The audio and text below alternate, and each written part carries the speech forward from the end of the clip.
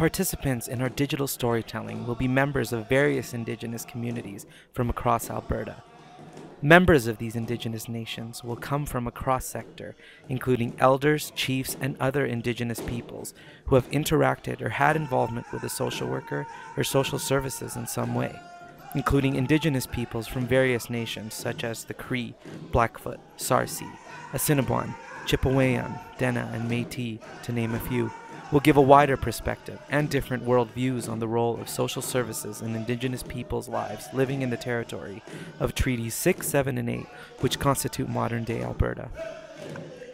In the process of non-Indigenous social workers learning about decolonizing practices to include in their work, the inclusions of a more Indigenous traditional way of communicating is one way we can begin this decolonizing process. Digital storytelling is the more appropriate research method because it is a method that closely aligns with oral storytelling that is congruent with an Indigenous paradigm. In the Indigenous paradigm, knowledge is traditionally passed on through oral history and storytelling. In valuing these forms of knowledge, non-Indigenous social workers will begin to shift their own paradigm and may begin to accept a different worldview into their work. The process of telling one's story has a holistic nature that includes the spiritual, emotional, physical, and mental.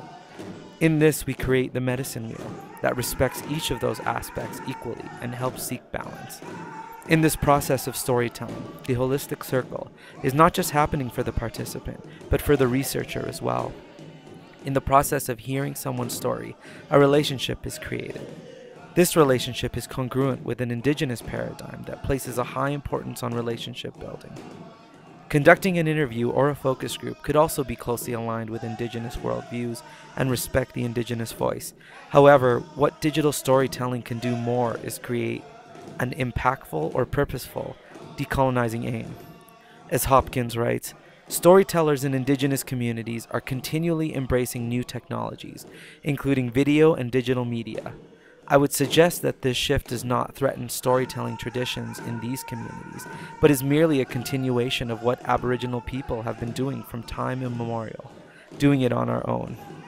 In this process of hearing stories directly from the source, we as the researcher take out the thematic analyzing that would have to be done were we to do a focus group or various interviews, and then express the themes to others.